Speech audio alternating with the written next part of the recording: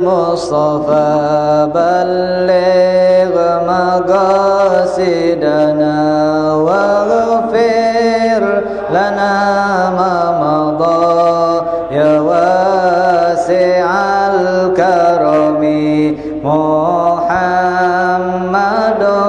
أشرف الأعراب والعجم محمد خير من يمشي على قدمي محمد باسط المعروف جامعه محمد صاحب الإحسان والكرم يا رب بالمصطفى بلغ مقاصدنا واغفر لنا ما مضى يا واسع الكرم محمد تاج لله قاتبة محمد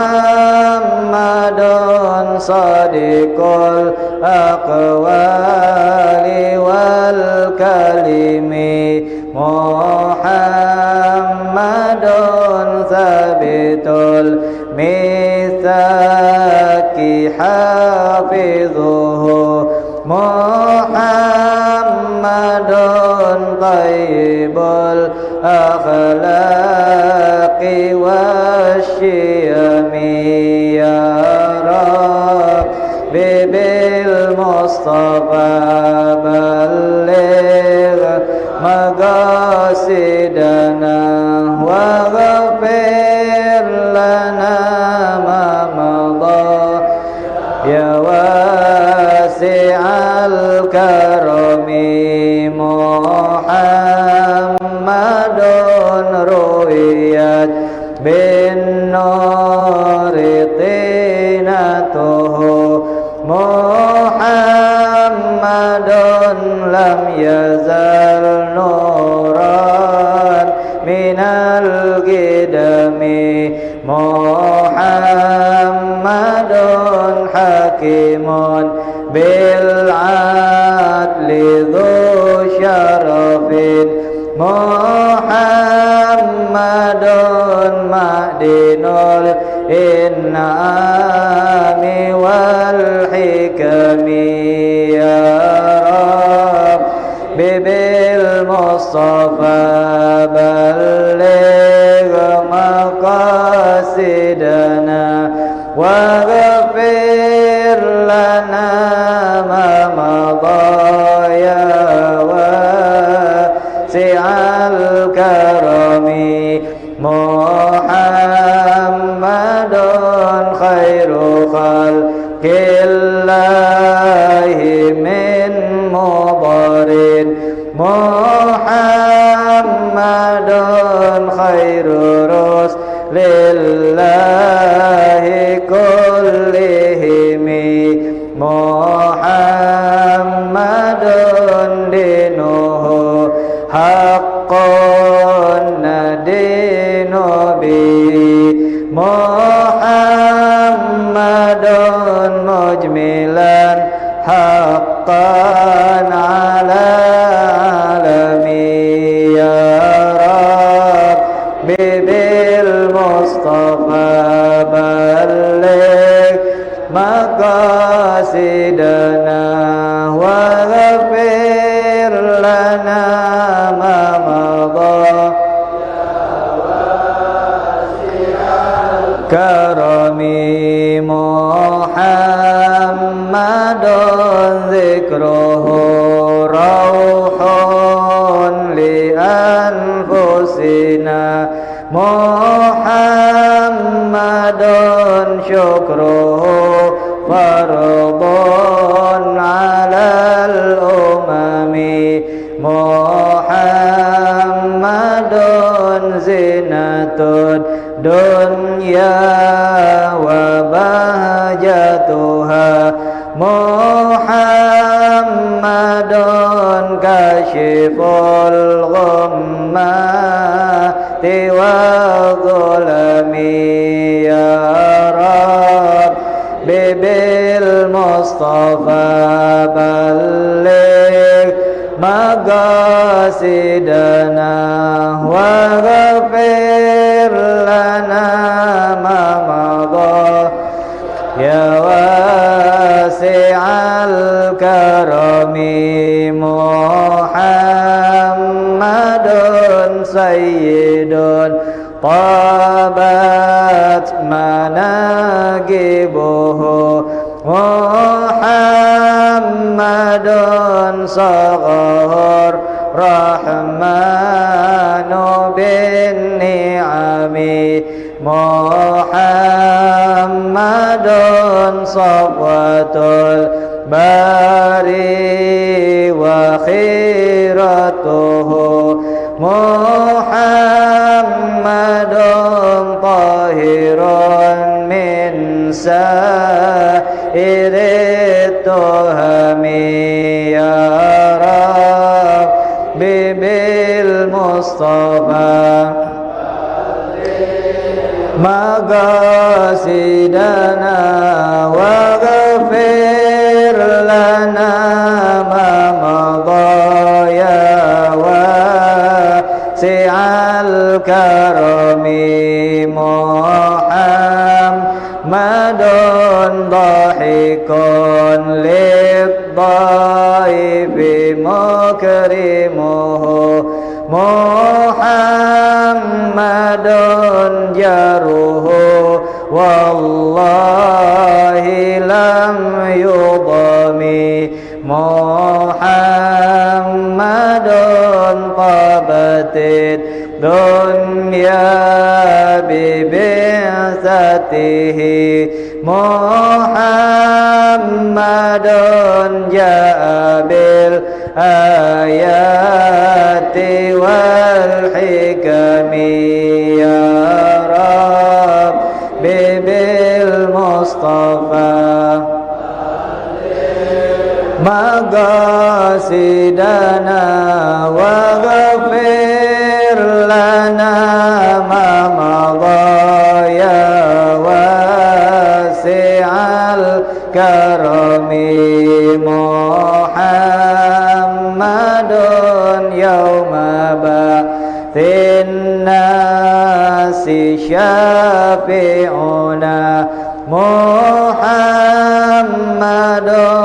nurul hadi minadh-dhulami Muhammadun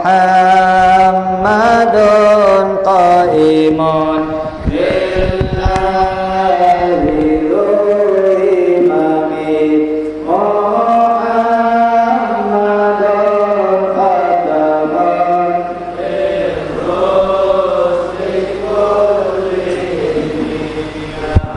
Rabbi bil Mustafa balligh maqasidana wa ghafir lana ma madha ya wasi'al.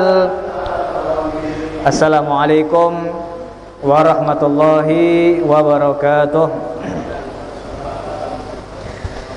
Bismillahirrahmanirrahim. Bismillahirrahmanirrahim. Alhamdulillahi rabbil alamin. Wa bihi nasta'in ala umurid dunya waddin. Wassalatu wassalamu ala sayyidina Muhammadin khatamin nabiyyin wa ala alihi wa sahbihi ajma'in. Subhanaka la ilma lana illa ma 'allamtana innaka antal alimul hakim wa tub 'alaina ya rab innaka antat tawwabur rahim. Wala hawla wala quwata illa billahil aliyyil azim. Allahumma aghnina bil ilm wa zayyinna bil hilm wa akrimna bitaqwa jamila bil afiyah. Allahumma alif baina qulubina wa aslih data bainina wahdina subulas salam wa najjina minadh dhulumati ilan nur. Rabbi ja'alna muqimas salah wa min dzurriyyatina rabbana wa taqabbal du'a. Rabbana atina fid dunya hasanah wa fil akhirati hasanatan wa qina adzabannar. Wa sallallahu ala sayidina Muhammadin nabil ummi wa ala alihi wa sahbihi wa sallam. Walhamdulillahi rabbil alamin. Ma'asyiral hadirin, alhamdulillah summa alhamdulillah summa alhamdulillah. Bersyukur kita kepada Allah Subhanahu wa taala atas nikmat yang begitu banyak Allah berikan kepada kita. Di antaranya nikmat panjang umur dari Allah Subhanahu wa taala, nikmat kesehatan dari Allah Subhanahu wa taala. Kota Mentok masih menjadi zona hijau, yang mana ini pun tidak lepas dari nikmat dari Allah Subhanahu wa taala. Badan kita, keluarga kita dijaga dari wabah corona, ini pun tidak lepas dari nikmat dari Allah Subhanahu wa taala, yang insyaallah nikmat-nikmat semacam ini akan terus dijaga oleh Allah Subhanahu wa taala sampai kita bertemu dengan Allah Subhanahu wa taala. Dan Allah pun memberikan nikmat tambahan kepada kita berupa Allah jadikan kita termasuk orang-orang yang menghidupkan waktu yang singkat, yang kalau seandainya diisi dengan ibadah kepada Allah Subhanahu wa taala, maka kita pun termasuk menjadi orang-orang yang insyaallah dipuji oleh Allah Subhanahu wa taala. Dalam Al-Qur'an Allah Subhanahu wa taala mengatakan tatajafa junubuhum anil madaji'. Maka ulama menafsirkan tentang firman Allah Subhanahu wa taala, ayat tersebut menjelaskan sesungguhnya Allah memuji orang-orang yang menjauhkan lambung mereka di waktu awabin. Ulama mengatakan waktu tersebut adalah waktu bainal isya'in, antara maghrib dan isya.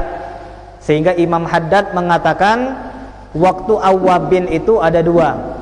Waktu awabin ada dua.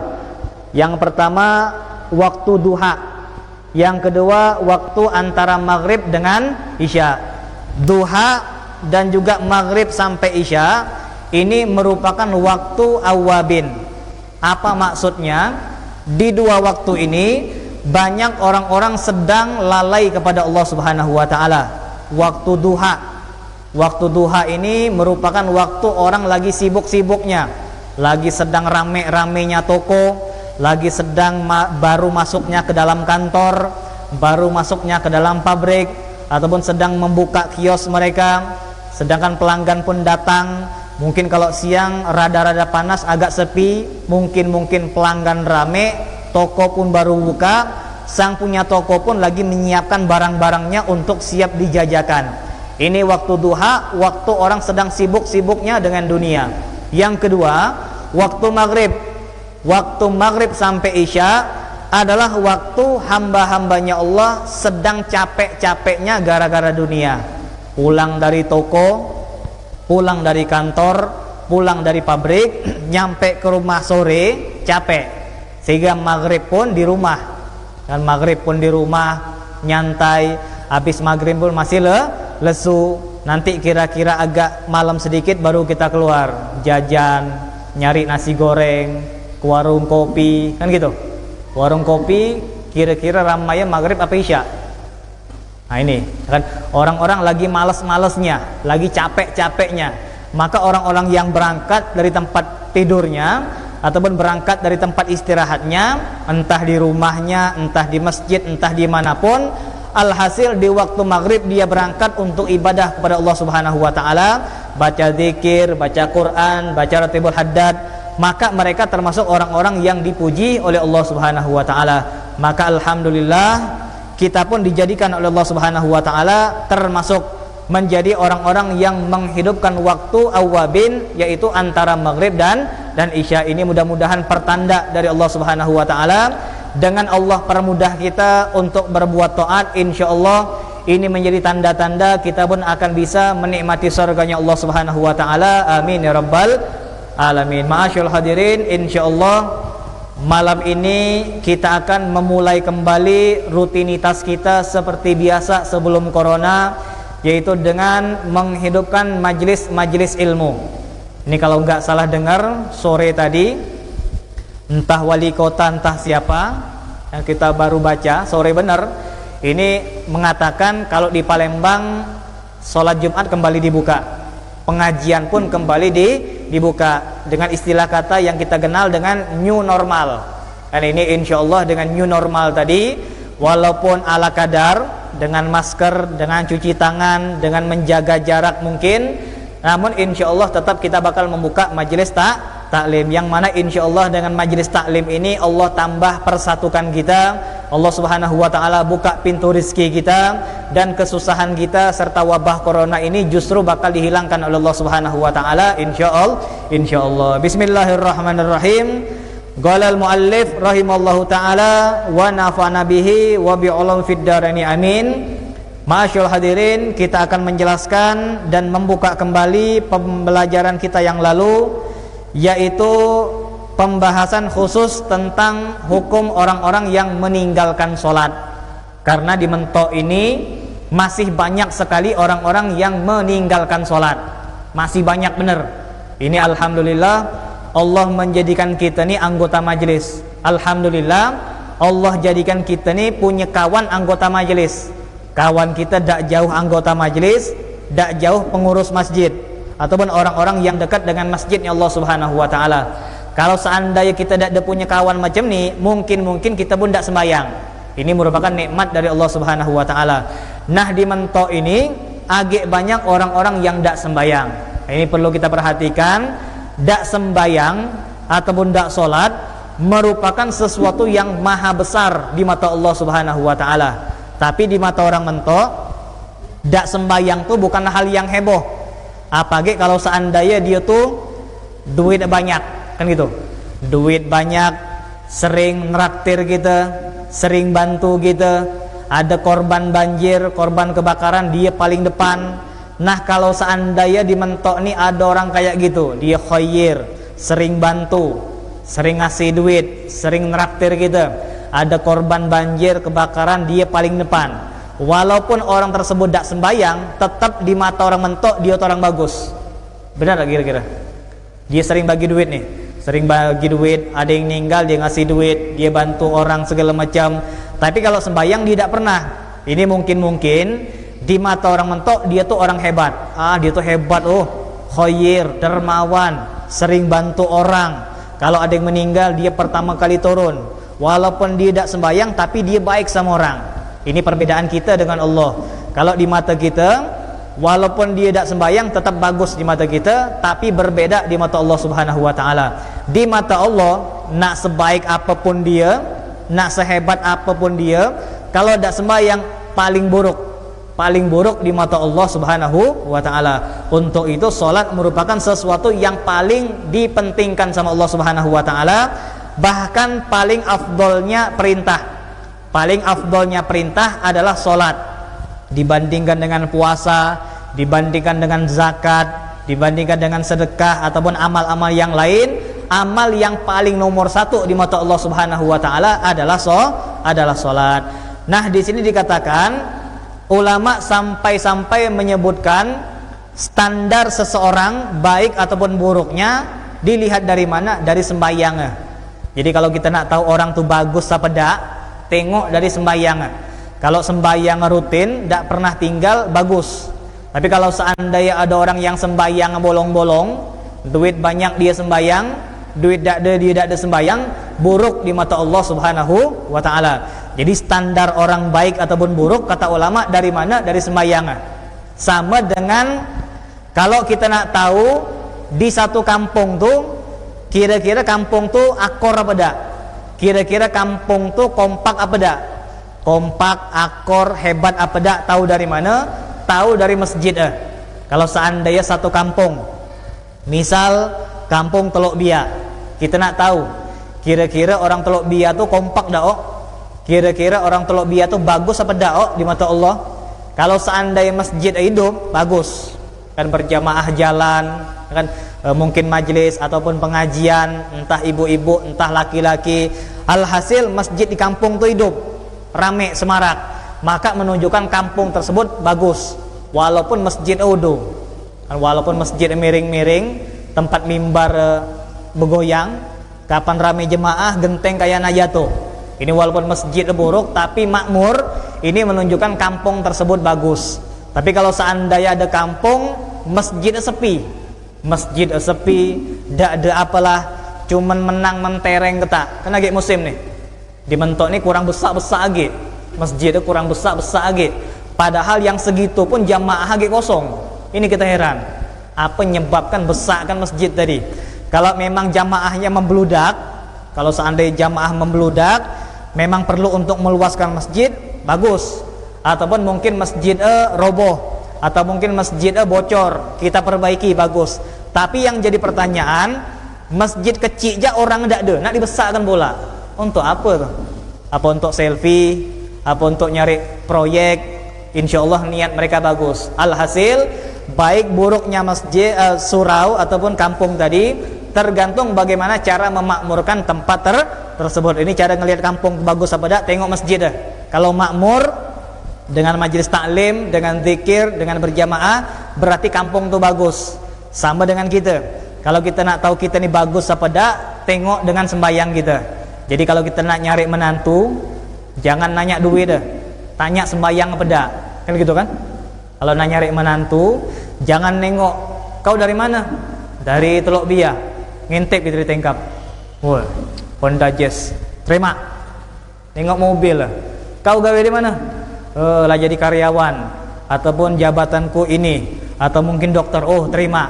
Kan ini kan kita nengok duit bagus, jabatan hebat, naik mobil, padahal punya orang, kan terima.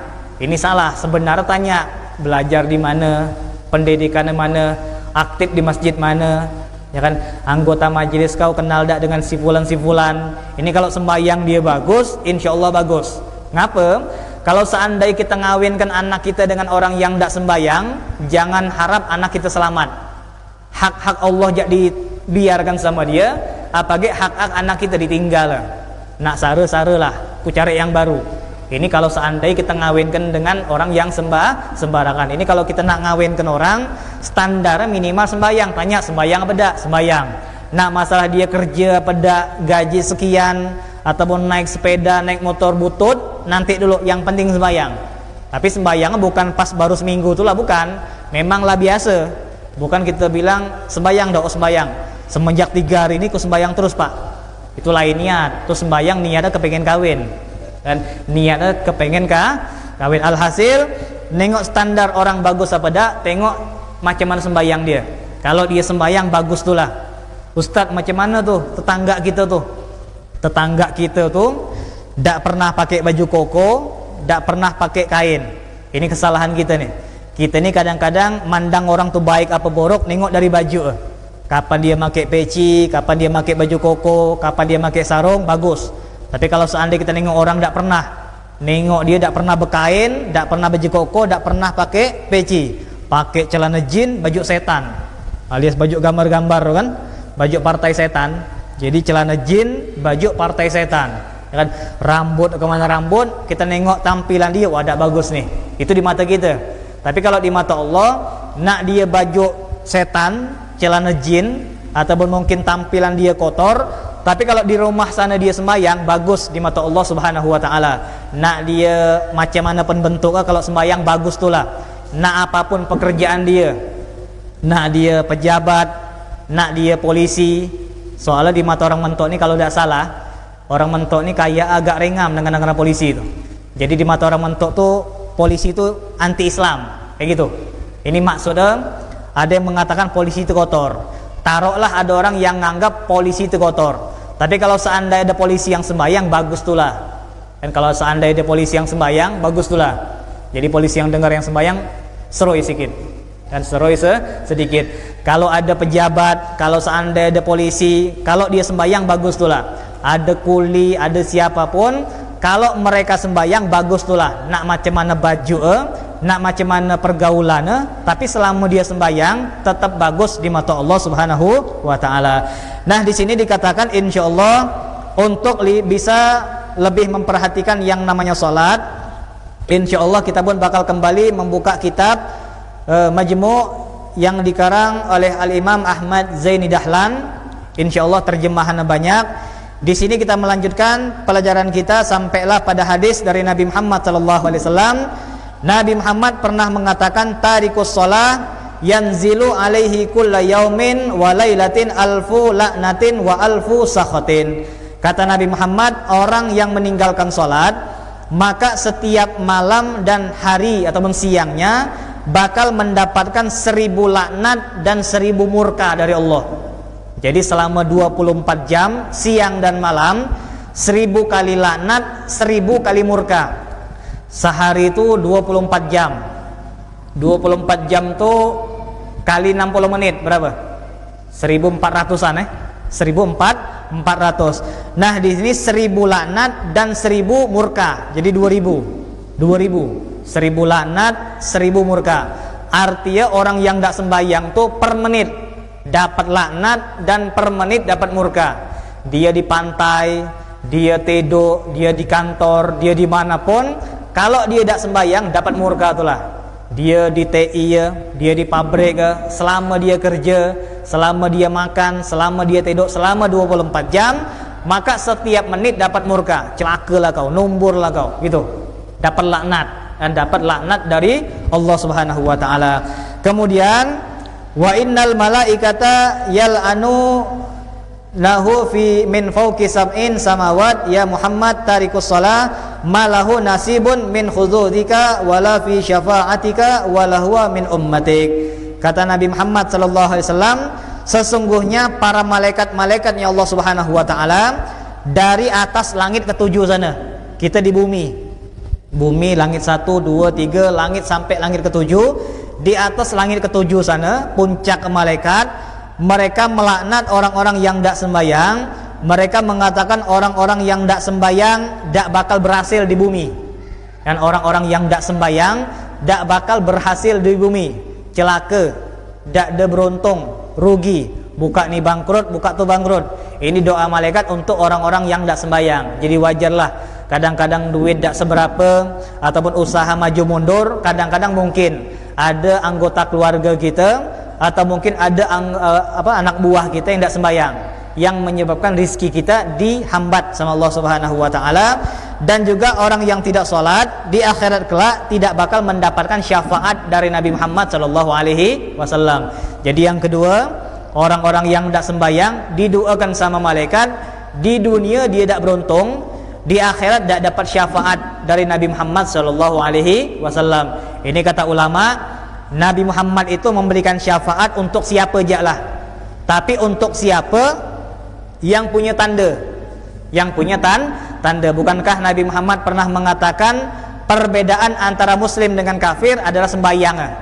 Jadi kalau kita nak bedakan mana muslim mana kafir, itu dari mana bedakan? Bukan dari baju.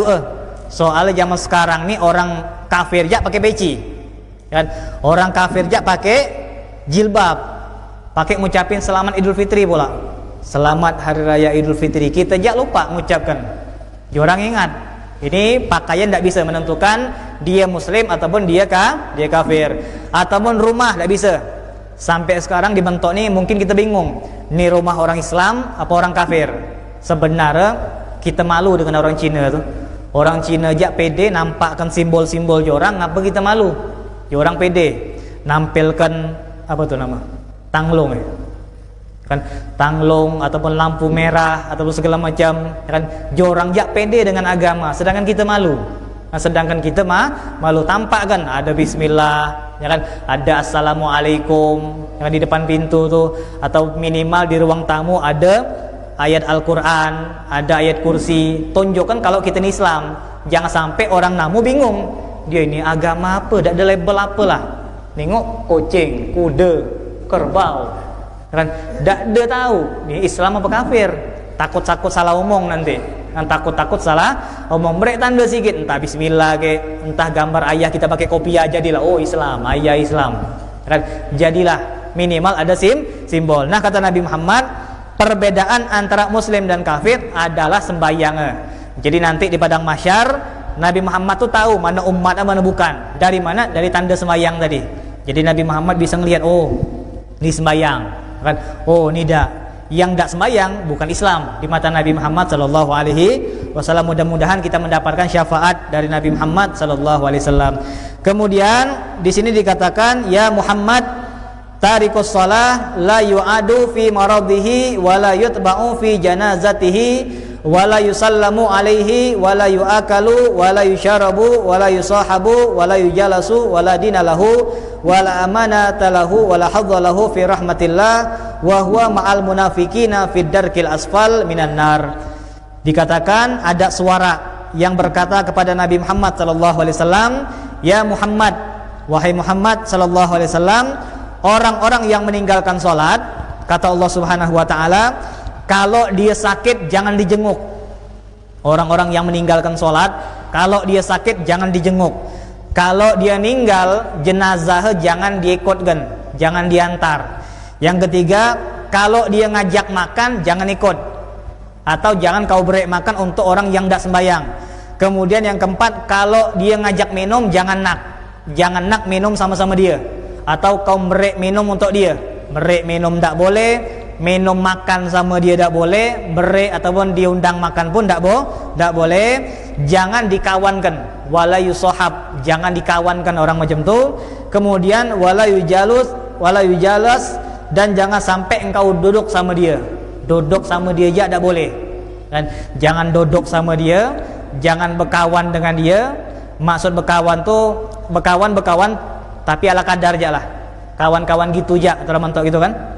Itu kawan kau bukan? Oh, itu kawan akrab. Jangan.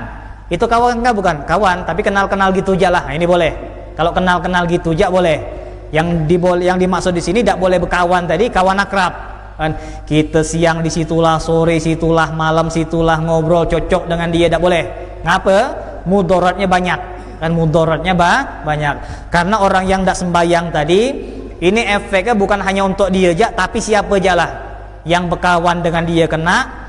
Karena nanti kata ulama, kalau dia tidak sembahyang, nanti ditanya sama Allah, ngapa kau tidak sembahyang? Ya kan? Ku tidak tahu ya Allah, kalau seandainya orang tidak sembahyang tu bakal terjadi seburuk kayak gini, azab kan. Soalnya kawanku ni tidak pernah mengingatkanku. Dia ngopi samaku, kawan samaku, ya kan, kerja samaku, ketemu tiap hari, tapi dia tidak pernah bilang kalau seandainya tidak sembahyang tu macam ni, azab.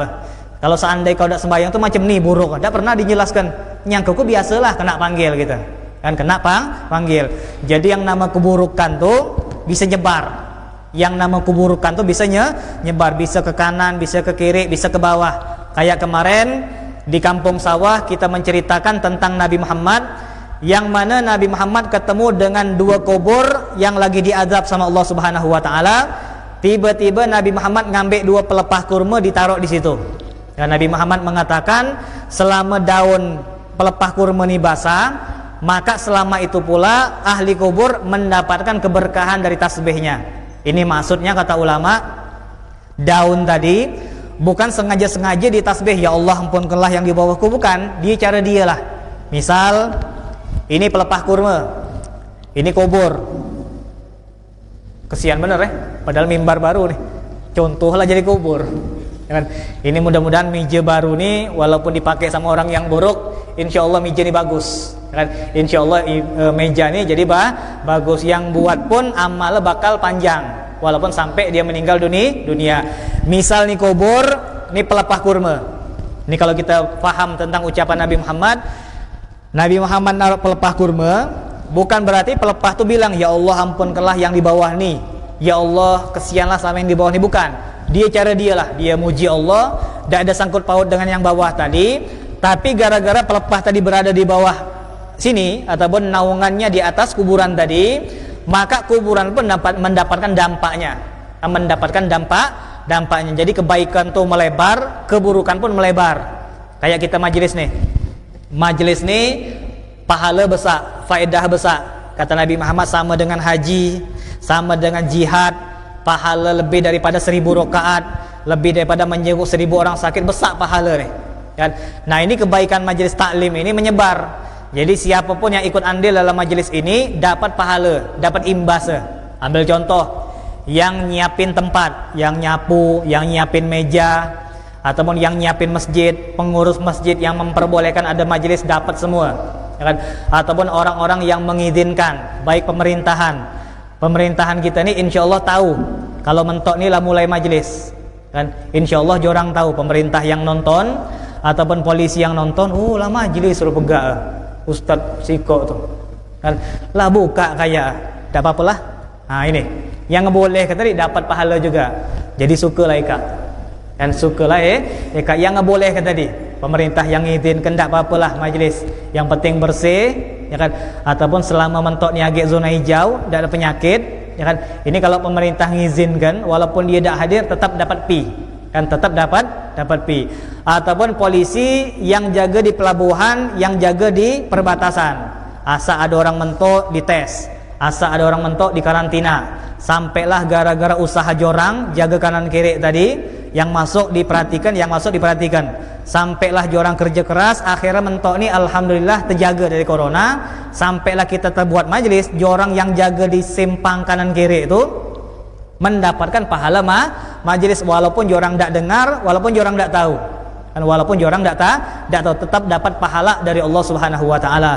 Ini dikatakan yang nama kebaikan tu ngerembet. Ini dapat, itu dapat, ini dah dapat. Tergantung banyak sedikitnya kita ikut andil dalam majlis tadi.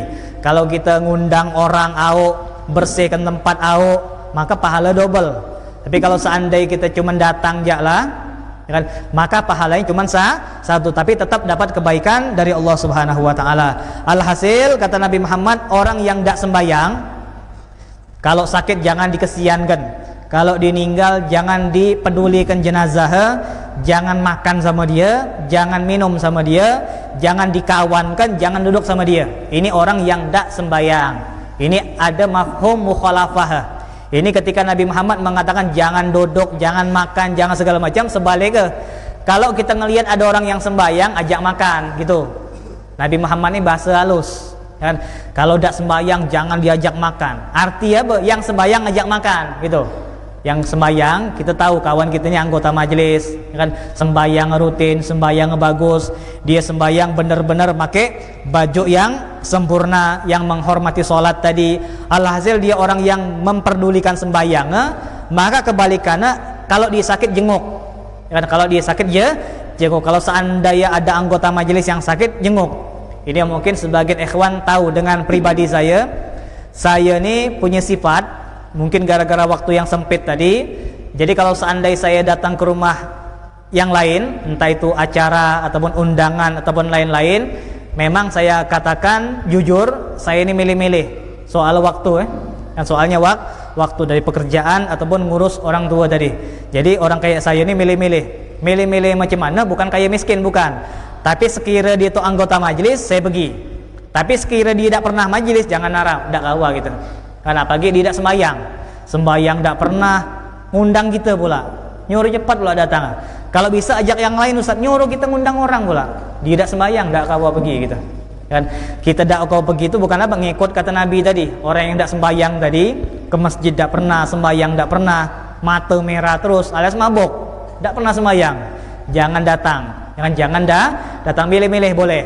Ini orang sembahyang pergi, ini orang tidak sembahyang jangan pergi. Soalnya apa yang ada di bawah tenda kalau dibikin acara semua dapat laknat dari Allah Subhanahu wa taala. Naudzubillah. Kemudian kata Imam Ahmad Zaini Dahlan dalam kitab ini, wa tarikus shalah yudha'afu lahul azab dhi'faini wa ya'ti yaumul qiyamah wa qad ghullat yadahu ila unuqihi wal malaikatu yadribunahu wa tuftahu lahu jahannam fayadkhulu fi babiha kasahmi fayahwi ala ra'sihi inda qarun wa haman fi darkil asfal minan nar.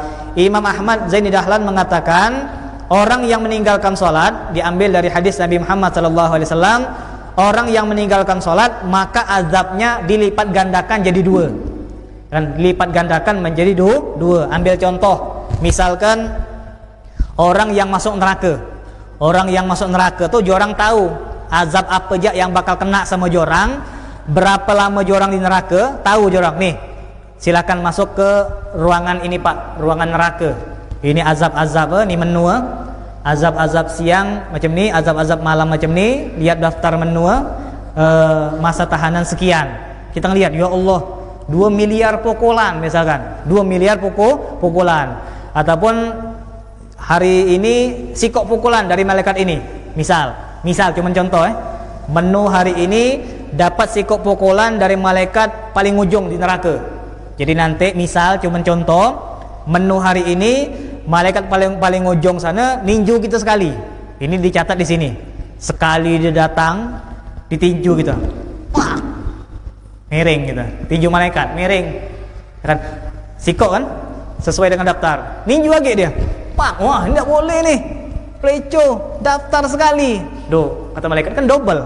Kan dikali 2. Azab kau dikali 2. Jadi dia bisa protes. Kan malaikat ninju sekali. Pak. Ya kan? Sedap juga. Pak 2 kali. Protes gitu, ya Allah. Ngapa nih? Azab sekali cuma daftar menu hari ini. Duh, kata Allah kan double jadi 2. Jadi apa yang diazab ataupun menu sama engkau yang jatuh tadi bisa dikali 2. Dan bisa dikali 2. Ini buruknya orang-orang yang meninggalkan sholat. Semua maksiat dia, azab-azab yang bakal dia terima bakal dikalikan 2 sama Allah Subhanahu wa taala. Naudzubillah min dzalik. Kemudian dikatakan orang yang meninggalkan sholat nanti di hari kiamat tangan mereka bakal dibelenggu kayak gini. Dan bakal dibelenggu. Maaf, tangannya dempel macam ni. Dan nempel macam ni dengan keadaan lutut diangkat. Jadi sebenarnya makruh. Orang macam tu makruh. Ngapa? Menyerupai perbuatan ahli neraka. Ahli neraka tu macam ni, dibelenggu. Ataupun yang galak macam ni, bertopang dagu tu tak boleh. Bertopang dagu tu adalah kebiasaan ahli neraka. Macam ni, kan? Bertekuk tangan 2 kok ketemu di belakang, sama bertopang dagu tak boleh. Jadi kalau kita nak bertopang dagu, jangan sampai terbiasa kan. Entah macam ni ke terserah. Yang penting nyangkut. Yang penting jangan sampai ke dagu-dagu ni merupakan perbuatan ahli neraka. Ya Allah, ngapalah aku macam ni? Ya Allah, ngapalah aku tak ada ke masjid? Ya Allah, ngapalah aku tak sembahyang? Baru nyesal. Sambil digebuk tu. Dan sambil digebuk. Ini tak bagus macam ni. Kalau kita nak kawin kena anak, jangan sama orang macam ni. Sara tu lah anak kita. Belum kawin jak lah bengong dia. Jangan, mana calon kau nak? Tuh. Kayak macam ni di pelabuhan. Ya Allah, putus kan. Belum kawin jak lah sara lah pening dia. Dan bagi kawin lah punya anak tambah modal. Nah, ini dikatakan kebiasaan ahli neraka. Dia diikat kedua tangannya di belakang, leher belakang, kemudian dilemparkan oleh malaikat seperti panah. Jadi tidak ada tawar menawar, tidak ada pelan-pelan, tidak ada bisa bujuk-bujuk Allah Subhanahu wa taala. Biar tidak ada bujuk, biar tidak jadi, langsung kayak panah, cepat langsung masuk ke neraka jahanam. Kapan dia jatuh, kata Nabi Muhammad, di samping dia korun, di samping dia Haman. Dan harta korun. Tahu harta korun? Harta korun ini orang yang durhaka kepada Allah Subhanahu wa taala, melalaikan perintah Allah gara-gara ngumpulkan harta. Nah, ini jangan sampai kita ni jadi korun. Kaya daklah sara au. Kalau korun mending dia kerja, senang hidup, dia lah puas di dunia, tinggal di azab di akhirat. Jangan sampai kita kayak korun, kita kerja, senang dak lah, nanti di neraka sama dengan korun, ketawa dah. Agak menangku daripada kau. Kalau kau walaupun diazab, tapi di dunia kau suka. Kalau kau sara itulah, kan? Di dunia kau sara, tapi azab kita sama. Ini naudzubillah, bakal dilempar samping dia korun dan kiri dia Haman, kata Nabi Muhammad sallallahu alaihi wasallam. Yang terakhir, tarikus shalah, wahai Muhammad sallallahu alaihi wasallam, orang-orang yang meninggalkan salat, idza rufi'atil luqmah ila fihi qalat lahu la'anakallah ya aduwallah ta'kulu min rizqallah wa la tuaddi faraidahu ghati'us shalah yatabarra'u minhu thawbu fi jasadihi wa yaqulu lahu laula an sakharani rabbi laka la faratu minka qati'us shalah idza kharaja min baitihi qalal bait la sahibakallah fi safarik. Kata Nabi Muhammad SAW, orang yang meninggalkan sholat, maka setiap dia makan, misal dia makan nih, atau minum, sama maknanya dalam hadis yang lain, setiap dia nak makan, setiap dia nak minum, maka makanan atau minum tadi nyompah dia, terlaknatlah kau, mudah-mudahan kau kembung minum tadi. Ini kalau saya tidak sembayang, air ini nyompah gitu. Walaupun minuman tadi bentuknya alpukat, gitu kan? Kita mesan lah di warjo, alpukat, berek susu yang paling sedap, kan? Berek batu es yang paling mahal, misal, kan? Molek lah dia minuman tadi, kita ketawa, berselfie lah dengan dia, tapi hakikatnya alpukat tadi nyumpah gitu, celaka lah kau minumku kembung kau, sakit perut kau, birak-birak kau, kan, disumpah gitu, mudah-mudahan kebengkal, mudah-mudahan macam ini, disumpah sampai lagi kita minum. Sampai kita minum, dia masuk ke dalam perut, dia nyumpah lagi. Yang tumpah, kata Nabi Muhammad, yang tumpah tadi bersyukur. Ya Allah, alhamdulillah ya Allah. Yang tumpah-tumpah tadi bersyukur dia. Ya Allah, alhamdulillah aku tidak jadi masuk ke dalam perut orang yang tidak sembahyang. Kan? Ku bersyukur ya Allah, tidak ada nikmat yang lebih besar daripada aku tidak jadi masuk perut dia. Jadi yang tumpah-tumpah tadi bersyukur. Kan? Nasi yang tumpah tadi, ataupun kalau kita nengok di TV itu minuman apa, extra joss itu kan, pernah tak nonton iklan? Pernah nonton TV? Apa ngaji terus? Kan? Kalau di TV itu kan ada kan iklan extra joss. Kan kalau diminum tumpah-tumpah kan. Ini kalau seandainya artis yang minum tidak sembahyang, yang tumpah-tumpah itu bersyukur. Alhamdulillah ya Allah, tidak jadi masuk perut dia. Kalau ku masuk perut dia bakal jadi orang yang celaka ya Allah. Ikut terlaknat juga. Gara-gara ada di rumah dia, ada di perut dia. Jadi yang tumpah tadi bersyukur, kata Nabi Muhammad SAW. Kalau dia pakai baju, sebelum baju tadi pakai, disumpah dulu gitu. Ya Allah, mudah-mudahan kalau kau pakai gatal, mudah-mudahan kena kotoran, jadi cepat dibuka, didoakan, dilaknat. Kan? Mudah-mudahan celaka, mudah-mudahan kau sakit badan kau. Kapan terpakai dilaknat terus, sampai dilepas. Kan? Kapan ngelepas bersyukur, alhamdulillah ya Allah, terlepas dari badan dia. Ini baju yang makai tadi. Jadi orang-orang yang tidak sembahyang tadi, sebagus apapun baju, dia pakai jas. Ini hakikatnya di mata lebih bagus jas dia tuh, lebih bagus celana dia tuh. Berapa beli celana tuh? Nengok merek belakang belum dibuang sama dia, 2 juta, mahal. Kan? Sepana 2 juta, jas 1,5 juta.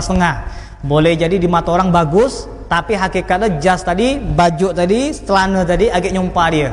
Dia berjalan, dia kemanapun selama nempel tadi nyumpah. Kapan dibuka bersyukur luar biasa. Yang bersyukur luar biasa. Bahkan kata ulama, kalau dia belanja, misal ada orang yang tidak sembahyang, belanjalah dia ke Suwan sana. Belanjalah ke Suwan, misal dia milih-milih baju. Kapan dia milih baju? Kalau yang milih tidak sembahyang, semua baju tadi bilang sama Allah, ya Allah jangan sampailah aku dipilih sama dia. Ya Allah jangan sampailah dipilih. Kepilih, ya Allah nangis dia. Yang tidak kepilih itu bersyukur semua. Dan yang tidak kepilih itu bersyukur semua. Ini dikatakan buruk orang yang tidak sembahyang, zat yang mati pun melaknat dia. Baju dia, makanan dia, segala macam. Ini buruk orang yang tidak sembahyang. Bahkan yang terakhir Nabi Muhammad mengatakan, kapan dia keluar dari rumah, orang yang tidak sembahyang tadi dia keluar. Entah dia kerja, entah dia ke kantor, entah dia ke pabrik, dia keluar dari rumah. Begitu dia meninggalkan rumah dia, rumah tuh bilang, mudah-mudahan kau di depan tuh ditombor orang, mati kau, jangan sini lagi. Mudah-mudahan tidak balik lagi, disumpah kan? Mudah-mudahan tidak bisa balik lagi, mudah-mudahan kena celaka kan? Ini sehingga banyak orang-orang yang di luar rumah sana yang tidak sembahyang mati naas gitu kan, kena tabrak, kena segala macam lah. Ini bisa jadi kena sumpah rumah tadi, celaka lah kau, nombor lah kau. Mudah-mudahan walau kau hati-hati orang nombor kau, walaupun kau hati-hati kucing di depan jalan, kecelakaan segala macam. Nah ini kena sumpah. Ini bagi orang-orang yang tidak sembahyang. Hati-hati. Kalau kita naik bis misal, kalaupun nanti dibuka lagi, naik bis ataupun kita nyater mobil, tengok sopir. Jangan kita nengok sopir itu yang sedap diajak ngobrol, yang murah jangan, tengok sembahyang apa dak. Kalau tidak sembahyang hati-hati, kena sumpah dia tuh. Dan kalau kita punya sopir yang tidak sembahyang, kena sumpah. Pagi sampai di Kelapa, bang sembahyang ya bang, diperengut gitu, hati-hati tuh. Foto dia, jangan ikut lagi mobil dia. Dan kapan kita dari pangkal, lah waktu maghrib nih, lah waktu maghrib kita bilang bang, stop dulu bang, di Kelapa, kan sebentar aja lah. Kan semua lah minta semua tuh, kan semua lah minta biar bisa sembahyang, dia dak. Kan dengan muka beringas dia merengut dia. Nak sembahyang di masjid ya lah, jangan di mobil, misalkan. Nah ini orang macam tuh ingatkan muka, oh yang nih. Jangan dinaikkan lagi. Dan berdoalah kepada Allah, mudah-mudahan kau selamat. Soalnya sopir macam tu selama dia nyopir dapat laknat. Kan entah kecelakaan, entah segala macam. Ini hati-hati. Milih sopir, nak minjem mobil segala macam, milih yang sembahyang, insyaallah bakal selamat. Kemudian dikatakan orang yang meninggalkan rumah, kapan dia masuk rumah bakal nangis rumah tadi. Rumah tadi bakal nangis, kata Allah Subhanahu wa taala. Ini buruknya orang-orang yang meninggalkan salat. Lalu kita tutup dengan ucapan dari Nabi Muhammad sallallahu alaihi wasallam, "Qati'us shalah yamutu yahudiyan wa yub'atsu nasraniyan." Kata Nabi Muhammad, orang-orang yang meninggalkan salat maka dia bakal mati dalam keadaan Yahudi. Dan orang-orang yang meninggalkan salat maka dia bakal mati dalam keadaan Yahudi. Dan nanti di yaumul kiamah dia bakal dibangkitkan bersama kelompok orang-orang Nasrani. Ini naudzubillah. Orang-orang yang tidak sembahyang, diajak dia marah, tidak nak sembahyang, dia bilang sembahyang tu tidak penting. Yang penting tuh kita tuh jujur ataupun kita tuh bagus, kita sering nolong orang. Kalau kita lah sering nolong orang, jujur, walaupun kita tidak sembahyang, bagus tuh lah kata dia. Diajak sembahyang tidak enak. Maka orang macam ni, kata Nabi Muhammad, dia bakal mati Yahudi. Walaupun kapan dia mati, kita mandikan kayak orang Islam, kita kafankan, kita sembahyangkan. Bahkan semua ustaz pun ngimam bagi dia. Itu. Semua ustaz ngikut dengan solat berjamaah dia, jamaahnya rame. Ini kayak Islam benar tuh, yang sembahyang orang bagus semua. Nah, ini walaupun sembahyang orang bagus ramai, dimandikan, dikafankan, dikuburkanlah di samping wali, di mata kita dia Islam. Tapi kalau seandainya rupegak dia itu orang yang meninggalkan solat, Yahudi di mata Allah Subhanahu wa taala. Di mata kita Islam, di mata kita beruntung, beruntung ninggal hari Jumat. Ninggal hari Jumat, sembahyang dak. Ya kan? Ini walaupun di mata orang di Islam, tapi di mata Allah dia Yahudi. Dan kata Nabi Muhammad, nanti kalau dibangkitkan di padang mahsyar, ketika kita dibangkitkan dengan orang Islam, dia dak. Kapan dia dibangkitkan? Nengok di samping dia Kristen.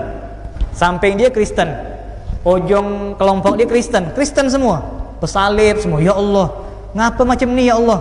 Ku di kan Islam, ngapa dibangkitkan sama orang Kristen? Mana orang Islam ya Allah? Sana orang Islam. Ya kan? Kau di sinilah kelompok kau. Ini kelompok orang-orang Nasrani. Ini kadang-kadang kita ngeri dengan yang tidak sembahyang tadi, walaupun hal sepele, bisa jadi Allah melepaskan iman kita kapan di saat-saat terakhir. Ini ada cerita sedikit mengambil keberkahan biar kita lebih menjaga sembahyang tadi. Soalnya orang yang tidak sembahyang tuh di akhir umur ngeri kafir, ngeri gitu. Kan orang yang tidak sembahyang tuh takut di akhir-akhir umur dia kafir. Tapi orang tidak tahu kalau dia kafir. Yang tahu hanyalah Allah Subhanahu wa taala. Ada cerita kayak kemarin di bulan Ramadan, cerita nila lama cukup terkenal. Diceritakan waktu tuh di siang hari bulan Ramadan, ada anak orang Majusi sedang makan. Ini kan sering kita dengar cerita. Ada anak orang Majusi makan di pasar, dia makan. Dimakan sama bapak yang Majusi tadi, dipukul anak tadi. Dipukul lah, diplasah, dijewer, bawa pulang ke rumah. Dimarah, kau tahu dak? Orang Islam tuh lagi puasa, masa kau makan? Hormatkanlah orang tuh. Hormatkan, ini bulan puasa, kan muliakan. Kan?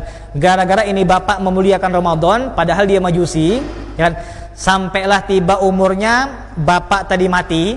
Yang nama orang Majusi kan kapan dia mati cara Majusi lah, dibakar gitu kan, dibakar. Orang tidak tahu kalau seandainya dia tuh sudah selamat dari Majusi tadi lah Islam, tapi orang tidak tahu memang dia tuh tidak ada kalimat syahadat, tidak ada disaksikan dia ke masjid, tidak ada dibilang sama orang kuni Islam, tidak ya kan?